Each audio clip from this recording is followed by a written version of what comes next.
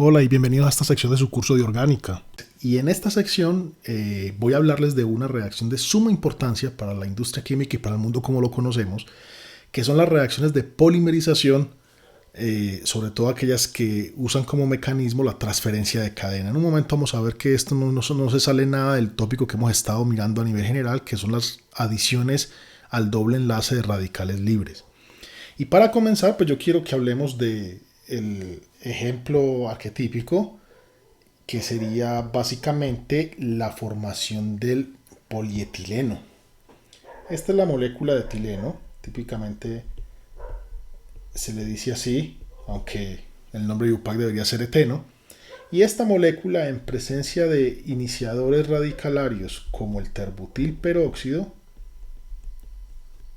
pues es capaz de polimerizarse formando moléculas muy grandes donde la unidad de CH2 se repite. Y se repite un número de veces que depende mucho de las condiciones de reacción y que ya lo haremos más adelante de que puede depender de cuántas veces se repite la unidad. A esta formación de estas moléculas se le llama un proceso de polimerización. Cuando esta molécula reacciona con ella misma y forma un compuesto que condensa dos unidades de ella, se le dice un dímero. Si son tres, se le dice un trímero. Si ya son por ahí 15, se le dice un oligómero. Pero si ya son muy grandes, más de 50 por ejemplo, se les dice es un polímero. ¿Ok? Esta es la reacción para producir polietileno, típicamente a escalas pequeñas. A escalas industriales de toneladas, pues no estoy muy seguro, pero todo el mundo dice que se usa el catalizador, el oxígeno propiamente como catalizador. Y eso básicamente tiene que ver con la forma en que este proceso fue descubierto. Es algo interesante de mencionarles, permítanme contarles una breve historia de esto. Esto fue descubierto en Inglaterra, ¿sí? Básicamente lo que llamamos las industrias químicas imperiales. O sea, esto fue descubierto en EC, Imperial Chemical Industries, en Inglaterra, y fue descubierto por un proceso de suerte. ¿Ok? Sin embargo, miren cómo es de bonita la historia. Por allá en eso de 1932, en la compañía decidieron que era importante investigar las reacciones químicas a presiones muy elevadas, simplemente haciendo ciencia básica. Y dice la historia que más o menos entre 1932 y el 33, o sea, en un año, 1932 a 1933, dice que se ensayaron aproximadamente unas 50 reacciones, todas completamente decepcionantes. Sin embargo, entre ellas dicen que había una reacción entre el etileno y el benzaldehído, etileno y benzaldehído, la cual se ensayó a unas presiones de 1400 atmósferas de etileno. Imagínense en eso, 1400 atmósferas es una presión grandísima. ¿Ok? Y al final de la reacción, pues se reportó, el experimentador reportó que se había obtenido era un sólido como de aspecto cerúleo, o sea, como de un aspecto de cera, de parafina, pegado del reactor, y que fue reconocido, pues en esa época fue reconocido como un polímero del etileno, pero decidieron pues que no se iban a hacer más experimentos hasta que tuvieran un mejor equipo para trabajar a estas presiones. Cuenta la historia entonces que más o menos por allá por la fecha de 1935 llegó un nuevo equipo, un nuevo reactor que les permitió hacer reacciones otra vez repitiendo, mejor dicho, repitieron el experimento del etileno con un aparato mejorado. Y dice la historia que cuando estaban cerquita a los 180 grados de calentamiento, la presión se les bajó y entonces tuvieron que bombear más etileno como para compensar el bajonazo de etileno.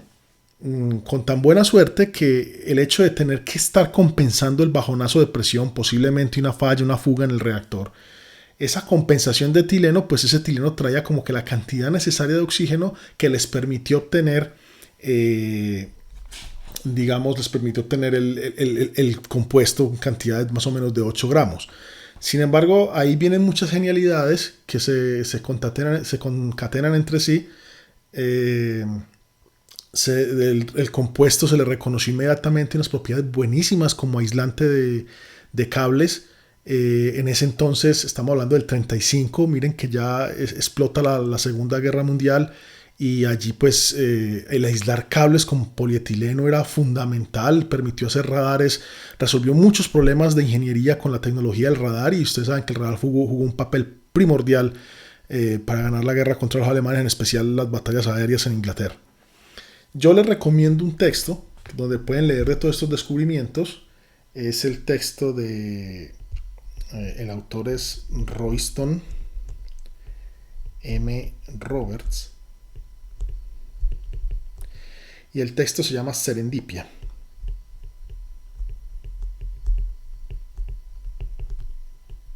Serendipia no es una palabra castiza, pero habla de lo que en castellano diríamos una chiripa, o sea, un evento fortuito, pero que es reconocido como una gran genialidad y que pues obviamente en este caso dan descubrimientos accidentales en ciencia. No sé qué tan fácil sea de conseguir el libro está en inglés, también está en español. Se lo recomiendo para que lean un poquito más de esto. Que quede en el tintero simplemente que el descubrimiento del polietileno fue un caso fortuito, donde el objetivo era buscar reacciones, explorar la química a altas presiones y sobre todo que quede eso en el ambiente, que de investigar ciencia básica a veces salen grandes descubrimientos de ciencia aplicada, nunca es al revés, siempre es investigando ciencia básica. Pero bien, volviendo a nuestro tema, vamos a postular entonces un mecanismo para esta polimerización. Yo creo que para ustedes debe ser casi inmediato pensar en que tenemos un proceso radicalario. Espero que la pista se los dé el peróxido. Y entonces una iniciación típica, pues yo podría decir que el peróxido homoliza para dar dos radicales del butoxilo. Y obviamente aquí pues yo puedo empezar a mirar mi propagación, en donde un radical de estos va a atacar una molécula de etileno en mi primera reacción de propagación, que es otra vez adicional al enlace pi, para dar el oxígeno enlazado al carbono y un nuevo radical. Ahora, ese radical puede volver a atacar a otra molécula de etileno y así la cadena va creciendo. Aquí se estaría extendiendo la cadena y esta puede seguir atacando a otra molécula de etileno. Lo voy a pintar así, etcétera, etcétera, para dar un polímero. Pero ojo cómo voy a escribir el polímero. Voy a decir que la cadena se está repitiendo aquí n veces. Obviamente me faltaría una etapa de terminación donde posiblemente dos cadenas de esta larga se pueden encontrar. Aquí quedaría polímero. Radical. Muy bien. ¿Qué podemos decir del mecanismo? Que tendríamos que mirar, bueno, por qué la molécula tiende a repetir este proceso y seguir creciendo. Al menos por entalpía se ve algo evidente, puesto que ignoremos el primer paso, que es el enlace raro, pero cuando ya el proceso se está repitiendo muchas veces, miren que en últimas lo que estoy formando es un enlace sigma carbono-carbono a expensas de un enlace pi carbono-carbono. El enlace sigma carbono-carbono es un enlace más fuerte, así que hay una motivación para seguir creciendo. Cuando usamos la palabra motivación en estas cosas, pues nos estamos refiriendo a un factor de entalpía. ¿Sí? Estamos cambiando un enlace débil por un enlace mucho más fuerte. Sin embargo, observen también que esta molécula es un gas, que cada vez le estamos incorporando una molécula muy gigante, cada vez con menos grados de libertad, porque el gas siempre tiene más grados de libertad que estas moléculas grandotas. Así que el sistema, como todo gaseoso, tiene más libertad que hice todo combinando en una macromolécula. Por lo tanto, a medida que voy creciendo, aunque la motivación es alta, también voy perdiendo grados de libertad en el sistema y eso significa que también empiezo a tener una lucha contra la entropía. Entonces, podríamos resumir esto como que el polímero crece por entalpía pero en algún momento para por entropía, por perder grados de libertad. En nuestro medio suelo usar una analogía que tiene que ver con lo que le pasa muchas veces a la persona que está involucrada en la mafia. Típicamente tienen, o digámoslo así, la persona que es polígama y que tiene, digamos, varias mujeres, pues hay una motivación bastante elevada por no tener distintas parejas. Muy chévere tener 2, 3 novias, pero mire que después de la segunda novia uno va perdiendo muchísimos grados de libertad, así que inmediatamente llega un punto en que uno dice, no, por más que quisiera, ya no puedo más. Bien, en el polietileno sabemos que tenemos, experimentalmente se obtienen unos polietilenos que llamamos de alta y de baja densidad. En el video que les muestro aquí en la esquina se puede ver precisamente dos recortes de polietileno que claramente cuando se adicionan en un solvente como el agua, claramente se evidencia que tienen diferentes densidades. De hecho, eso que acaban de ver ustedes ahí, cuando se lleva una escala grande, teniendo una piscina de agua, por ejemplo, es una de las principales formas de reciclar el polietileno para empezar a separarlo. Uno separa, la mezcla se pica bien y se adiciona en un estanque para sacar el de baja y el de alta densidad.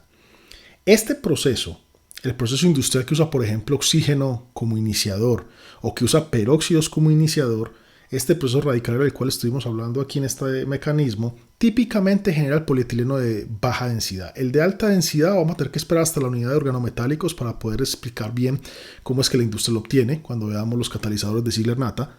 Pero típicamente este proceso termina generando el polietileno de baja densidad. Y uno se puede preguntar, ¿eso cómo se puede explicar?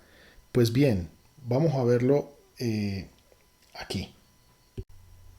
Suponga que a través de este proceso ya he obtenido un polímero, ha crecido bastante la cadena y voy a dibujar convenientemente en dónde va mi radical. Observe que aquí tengo un par de hidrógenos, pero que están a una disposición de un átomo, 2 átomos, 3, 4, 5, 6 átomos, 6 enlaces, perdón, de distancia. 1, 2, 3, 4, 5, 6. Ahí está. Hemos hablado en clases anteriores de que esto permite adquirir un estado de transición muy conveniente para una extracción de hidrógeno intramolecular, que en inglés se le dice backbiting, que es como morderse la cola, cuando un perrito se muerde la cola. Y eso lo podemos indicar de esta manera. La pregunta es, ¿habrá motivación para que esto ocurra? Pues obsérvese que el producto que este backbiting daría sería un radical termodinámicamente más estable. Y aquí pues quedaría un CH3. Claro, ese radical puede seguir polimerizando más etileno por este lado y entonces podríamos llegar a un caso donde tengamos, por ejemplo, dos cadenas poliméricas en ramificación del compuesto que ya venía creciendo.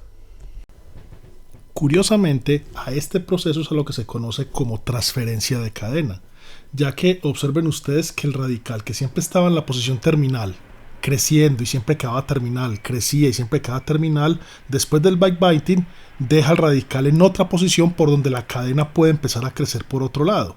Eso es como si transfiriéramos la especie reactiva que puede hacer crecer la cadena a otra parte. Y cuando eso se transfiere, cuando el radical se transfiere de acá a otra parte, cuando digo acá es siempre en la esquina, en la esquina, en la esquina, y lo transfiero a otra parte, por ejemplo acá, y por acá puede empezar a crecer, se dice que ocurre una transferencia de cadena.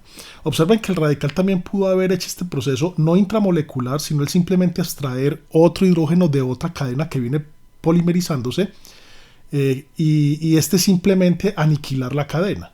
Y entonces ahí transfiere la cadena, pero hacia otra unidad, y este para de crecer. Muy bien. Incluso uno podría pensar que el polímero que está creciendo de esta manera, voy a colocar aquí explícitamente el CH2 con el radical, podría atacar también a otro fragmento de polímero que haya sido ramificado en un proceso intermolecular para dar una cadena pequeña de polímero más otro radical polimérico, pero que está aún muy ramificado y que puede seguir creciendo. Esto puede seguir creciendo para dar, por ejemplo, un polímero de esta forma. ¿Qué tal? Pero piensen qué pasa en la estructura molecular con un polímero cuando se ramifica. Observen que polímeros como estos, ya más ramificados, estos son cadenas muy voluminosas. Esto es un caso todavía peor, en las cuales esas cadenas obviamente no se pueden empaquetar unas cerca de otras. Es decir, estas ramificaciones obviamente obligan a que las cadenas se espacien entre sí por impedimentos estéricos y eso se traduce en baja densidad. Miren entonces que no hay razones para pensar que las moléculas, todas las que están creciendo de esta manera, van a coger un camino netamente a ramificarse o netamente a ser completamente lineales o a ramificarse incluso dos veces. Así que de este tipo de reacciones es de esperarse que se obtenga una distribución tanto de pesos moleculares como una distribución tanto de estructuras lineales y ramificadas. El polietileno no es el único polímero que se puede hacer así, y ese mecanismo que acaban de ver ustedes es el famoso mecanismo de transferencia de cadena. Otro muy común que se puede fabricar y muy útil en nuestro mundo actual es el poliestireno. Así que básicamente una molécula de estireno, ahí está dibujada, de la misma manera puede polimerizarse para dar poliestireno, bastante útil. Sin embargo, aquí hay que tener cuidado de cómo nos vamos a imaginar la molécula de poliestireno. Así que cuidado con la unidad que se repite. Espero que si siguen mentalmente una propuesta mecanística igualita a la anterior, pues podamos pintar rápidamente, o al menos que entiendan de dónde viene, que esta podría ser la unidad polimérica que en últimas estoy obteniendo. ¿Ok? Y esto sigue. Ese sería una síntesis de poliestireno. Bien, el mecanismo pues sería exactamente el mismo y lo voy a dibujar solo a modo de repaso, pero lo que quiero que hagamos con este mecanismo es que analicemos la cinética de polimerización, a ver si sacamos alguna información importante que nos diga qué factores nos permiten o nos influencian el crecimiento de la cadena, hasta dónde crece o no crece y quién influencia que eso crezca o no crezca así. Vamos entonces a intentar el mecanismo rápidamente. Primero tengo mi iniciación,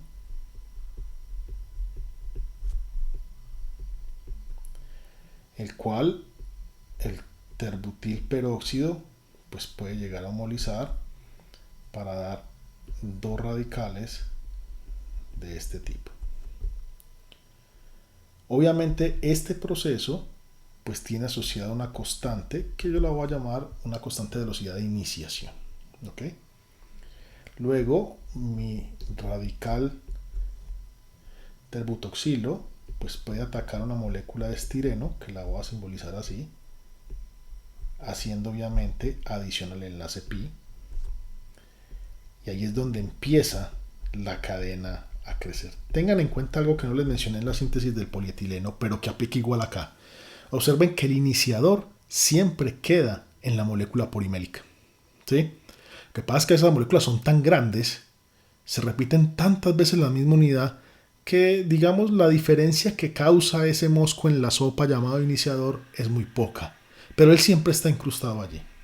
Ahora, este nuevo radical puede atacar a otra molécula de estireno y el radical que forma, lo voy a dibujar aquí. Observen cómo se va viendo la unidad repetitiva. Puede atacar otra molécula de estireno. Y ustedes dirán, profe, pero vas a dibujar esto cuántas veces. No, yo creo que ya estas son de las últimas. ¿Sí?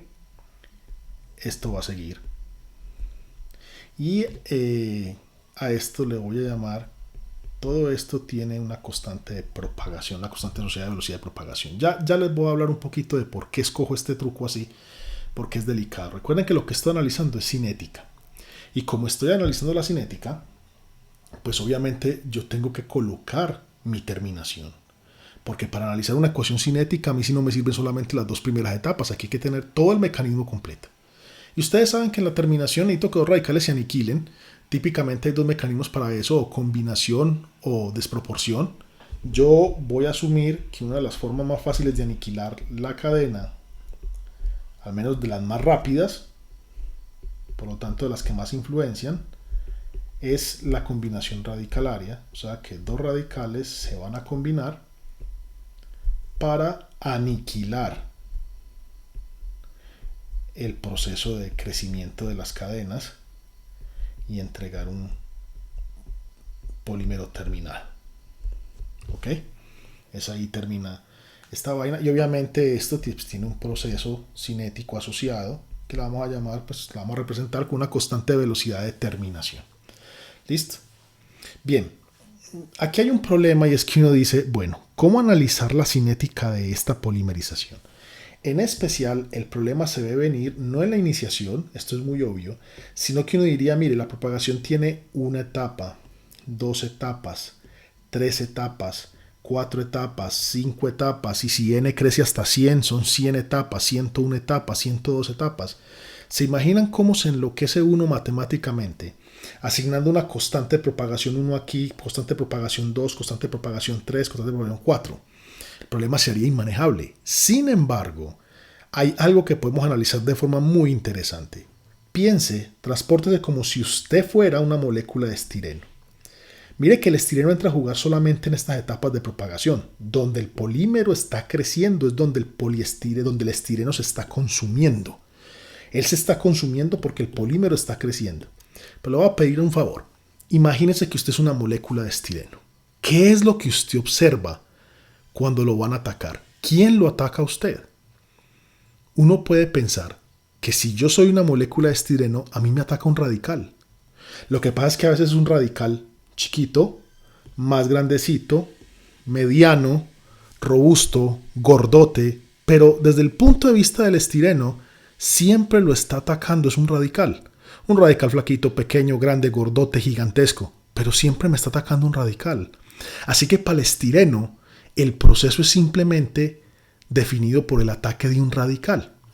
Todas estas etapas de propagación se nos van a definir básicamente como un proceso donde un radical está atacando al estireno.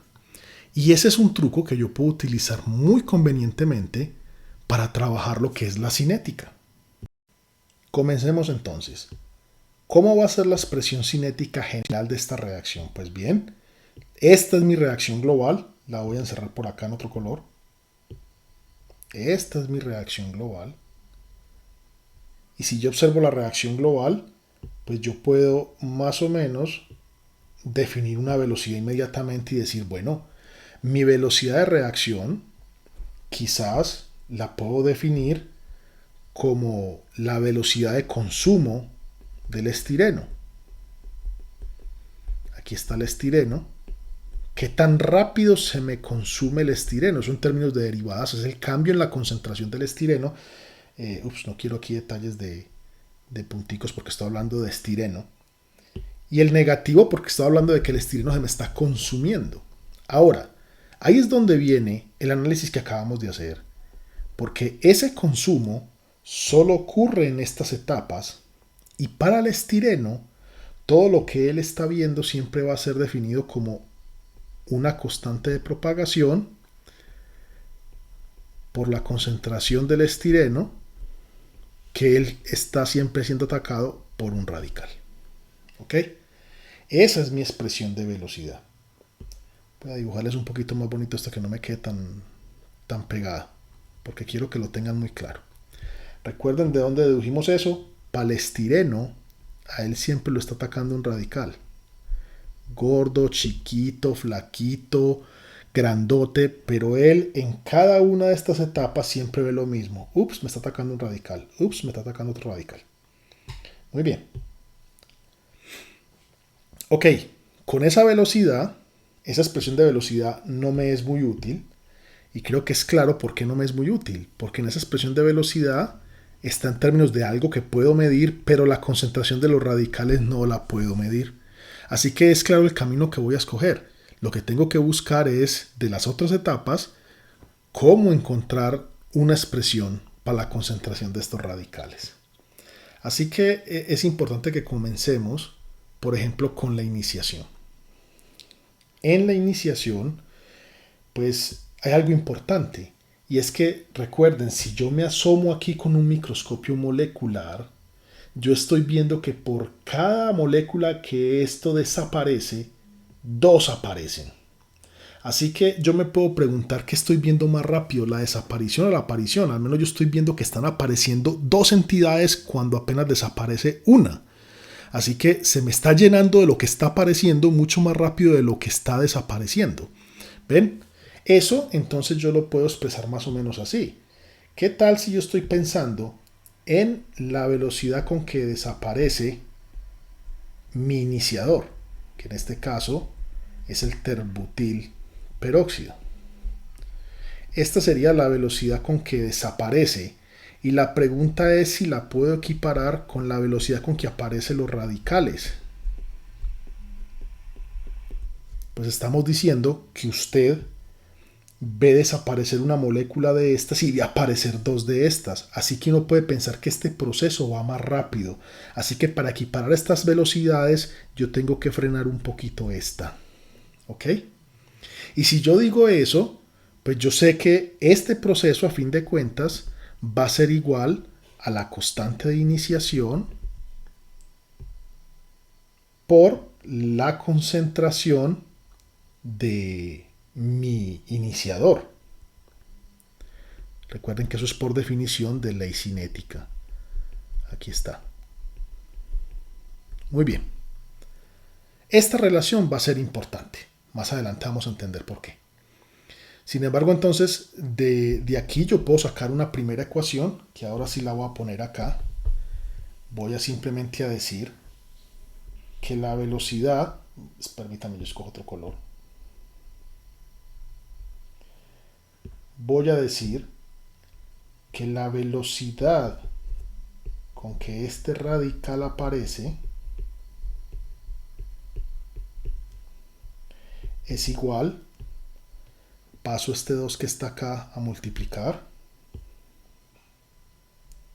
2 KI por la concentración del iniciador. Ok. Muy bien. Vamos a llamar esto una ecuación 1. Bien. Ya quedó claro que nuestra propagación, pues hemos dicho, esta es mi velocidad de reacción, la velocidad con que desaparece el monómero, esta es la velocidad de reacción. Recuerden que lo que estamos tratando de hacer es expresar esto en términos de cosas que sí pueda medir para que la expresión de velocidad quede bien. De aquí, pues tengo una expresión que puede ayudar y nos queda faltando otra. Esa otra expresión puede venir del análisis de la terminación. ¿Ok? Si usted se fija en la terminación, pues yo quiero que se hagan la misma pregunta. Con su microscopio mágico, y usted está observando estas entidades juntarse y aparecer esta, vuelvo a preguntar qué puede estar siendo más rápido, qué está bien, qué percibe usted que va más rápido, la desaparición o la aparición. Pues aquí en este caso están desapareciendo dos cosas y aparece una. Así que la desaparición de esto parece verse más rápida que esto.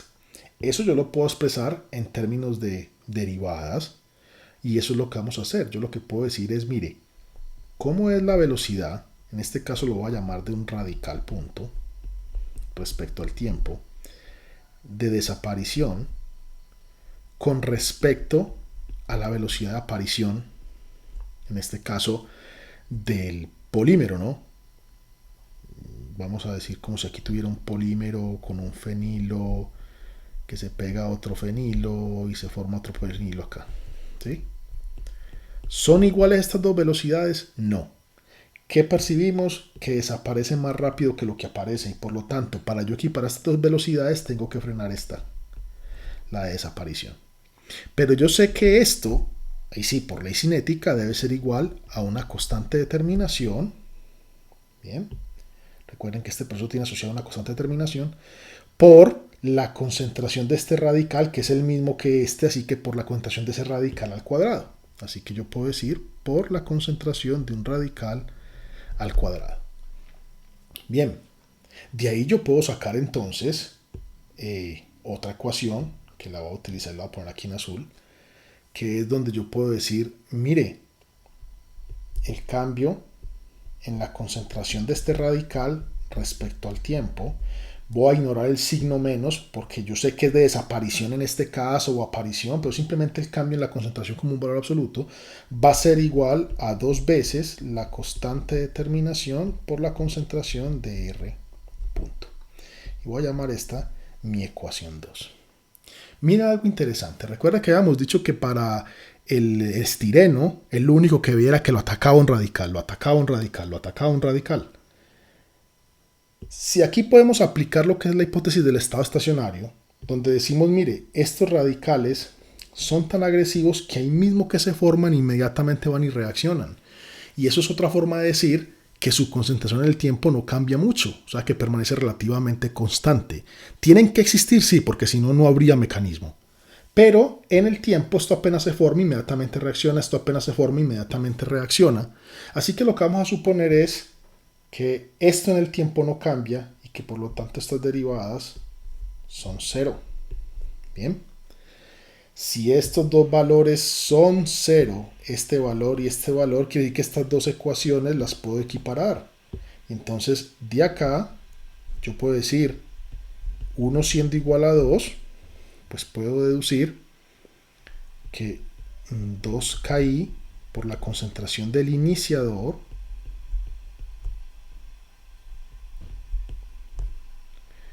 es igual a 2KT por la concentración de mi especie radicalaria al cuadrado. Ups, aquí me había tragado un cuadrado. Qué pena con ustedes.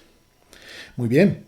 De aquí, pues miren la belleza. Yo puedo entonces, obviamente, cancelar el 2 y despejar el R punto. Así que mi concentración de radicales va a ser igual, si despejamos, a KI sobre KT a la 1 medio por la concentración de el iniciador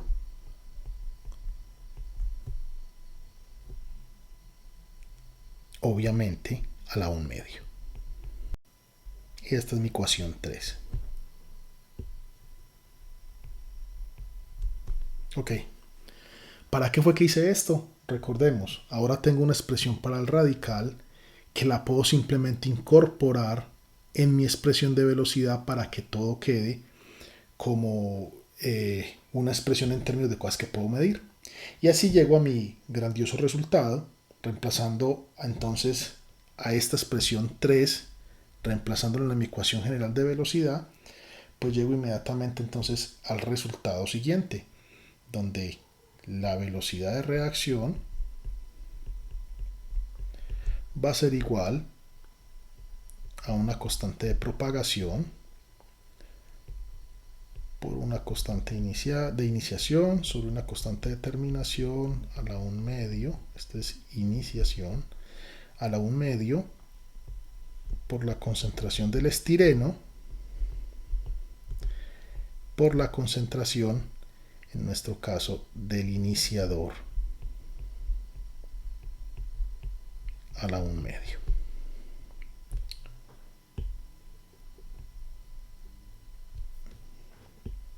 Ahí sí, 1 medio.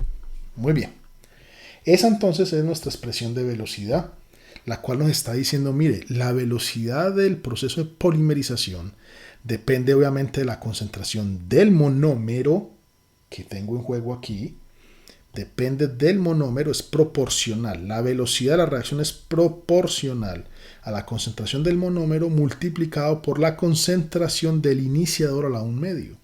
Eso les muestra a ustedes que si yo adiciono más iniciador, pues la reacción debe irse más rápido. Y si yo adiciono más monómero o más concentrado el monómero, pues la polimerización es aún más rápida. Pero digamos que eso de alguna forma era de esperarse. Los únicos componentes en la reacción realmente son el monómero, el iniciador, así que era de esperarse que la reacción dependiera de ellos. Interesante sí es ver que depende en más grado del monómero que del iniciador, porque el iniciador está aquí a la 1/2. La reacción es más sensible a la concentración del monómero. Pero este análisis cinético también nos sirve para deducir algo muy interesante. Y ese algo interesante tiene que ver con el grado de polimerización.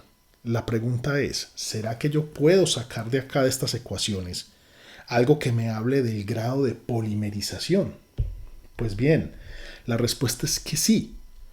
Podemos definir un grado de polimerización si analizamos cuáles son las etapas que determinan qué tanto creció la cadena. Porque si yo le digo a usted, vea, definamos grado de polimerización, realmente lo que le estoy preguntando es cuánto cree usted que creció la cadena.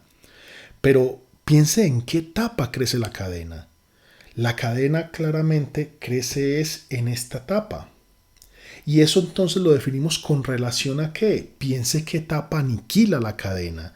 La etapa que aniquila la cadena es esta de acá. Hasta ahí deja de crecer la cadena. Cuando los dos radicales se encuentran, la cadena deja de crecer. Así que yo puedo definir un grado de polimerización si saco una relación entre las velocidades de esta etapa y la velocidad con la cual los radicales se aniquilan. Recuerde usted que las velocidades de reacción son las que nos hablan de las proporciones, por ejemplo, en rendimientos de una reacción. Una reacción más rápida acumula más producto y eso se refleja en el rendimiento. Decimos, obtenemos más rendimiento de este compuesto. Pues aquí entonces estaríamos hablando también de lo mismo, de proporciones, de probabilidades, porque en última las velocidades están relacionadas con las probabilidades. Y entonces se estaría comparando qué tan probable es que la cadena siga creciendo versus qué tan probable es que termine. Y allí entonces estaría sacando mi gran grado de polimerización. Así que eso es lo que quiero que hagamos. Yo podría definir aquí, voy a tratar de ahora sí minimizar esto para seguir trabajando. Aquí está, ya me he creado un poco más de espacio. Y voy a hablar entonces del grado de polimerización. Así que voy a definir el grado de polimerización. Entonces, como lo dije, pues el grado de polimerización va a ser una comparación de velocidades. ¿Cuáles velocidades? La velocidad a la que esto se está propagando. Pero esto ya lo teníamos, porque sabíamos que la velocidad de esto es la misma velocidad a la que se consume el monómero. ¿Cómo se está consumiendo el monómero? Observe que el monómero está consumiendo es aquí nomás. Y el monómero al consumirse aquí, pues la cadena va creciendo. Por lo tanto, lo que necesito para expresar esta etapa es mi expresión de velocidad. Y mi expresión de velocidad, pues recuerden que la habíamos sacado como sería K sub P, que multiplica al monómero por el radical.